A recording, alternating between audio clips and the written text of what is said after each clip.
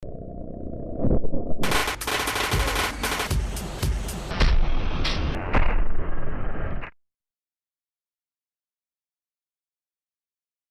tentang yuran ni start timbul dah sekarang. Masalah yuran sudah tidak ada. Tapi sumbangan mesti diwujudkan dalam PIBG kerana sumber pendapatan PIBG adalah semata-mata daripada sumbangan daripada ibu bapa.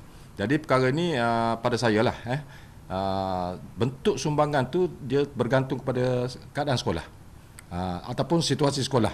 Kalau sekolah tu berada dalam kawasan bandar, mungkin dalam mesyuarat agung PIBG dipersetujui pada satu amount lah, katalah 100, 150 atas kemampuan masyarakat setempat. Jadi kalau kawasan-kawasan luar bandar mungkin ada setengah sekolah RM30, ada setengah sekolah RM50.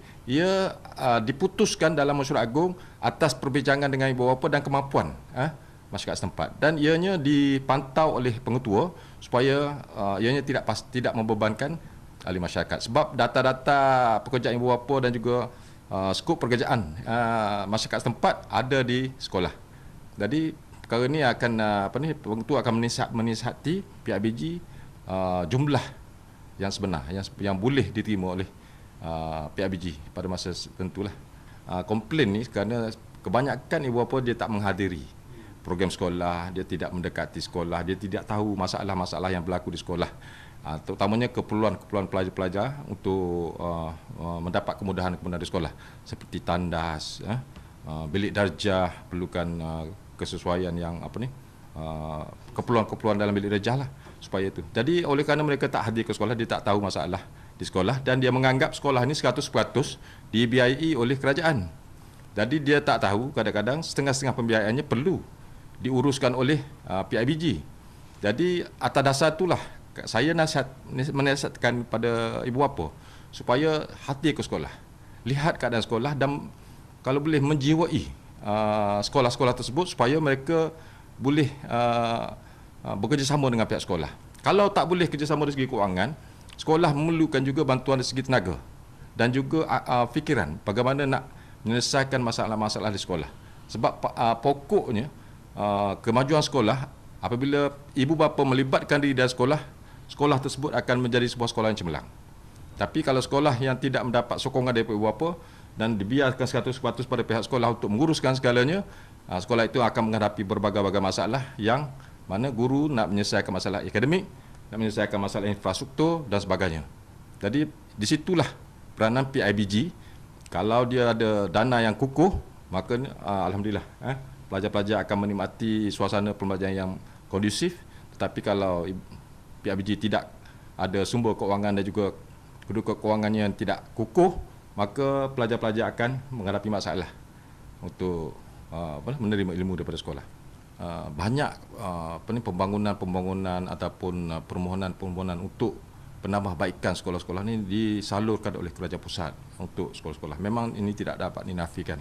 Tetapi jumlahnya yang bila semakin hari semakin bertambah bilangan sekolah, jadi ada masalah, ada kekangan lah di segi nak menyediakan 100%. Sebab itulah dasar PPPM, kerajaan pusat telah mengubah satu dasar dan dia buat kajian peringkat antarabangsa. Bagaimana sebuah negara dapat memajukan pendidikan mereka untuk di masa alaf yang ke-21, abad yang ke-21.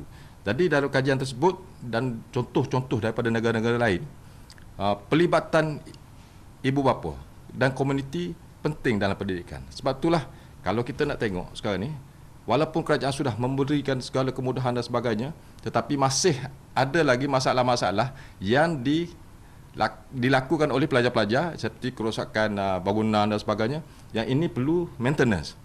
Maintenance ni lah yang kita komuniti kena bersama-sama dengan kerajaan. Jadi walaupun kerajaan tambah 2 kali ganda peruntukan untuk pendidikan, sikap ibu bapa tidak diselesaikan, maknanya sampai bila-bila tak akan cukup. Tapi setakat ni memang kerajaan telah memberikan peruntukan yang besar untuk pendidikan negara. Jadi soal peruntukan kerajaan pusat tidak ada masalah. Cuma yang masalah sekarang ni adalah pelibatan ibu bapa dan komuniti. Jadi inilah peranan PIBG. Kalau sebuah PIBG itu aktif, dia boleh menggerakkan jawatan kuasa dia segala pembangunan ni boleh dilaksanakan melalui PIBG melalui pelibatan komuniti. Pelibatan komuniti ni contoh pada saya lah, katalah sebuah sekolah nak membina surau, surau dalam sekolah. Surau ni adalah keperluan untuk pelajar-pelajar. Pelajar-pelajar ini pula ibu bapa dia nak pastikan anak dia solat di sekolah dan sebagainya. Jadi dengan sumbangan ibu bapa untuk membina surau ni, dia dapat kerjasama yang begitu baiklah. Dan kalau infrastruktur lain seperti Struktur Gajah dan sebagainya untuk penambahbaikan padang dan sebagainya, futsal dan sebagainya, kita boleh PIBG boleh berhubung dengan pihak komuniti, korporat.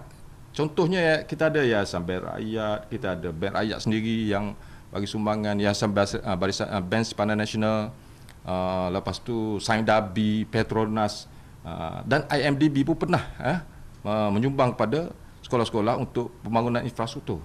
Jadi tidak seharusnya benda-benda perkara pembangunan sampingan daripada yang asasnya pendidikan tu nak diletakkan kepada kerajaan persekutuan.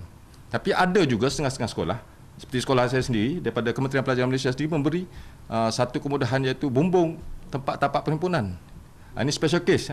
Kita buat permohonan dan kerajaan melihat keperluan pada sekolah tersebut, maka diluluskan dengan kadar yang segera. Dalam masa 2 bulan kita dapat.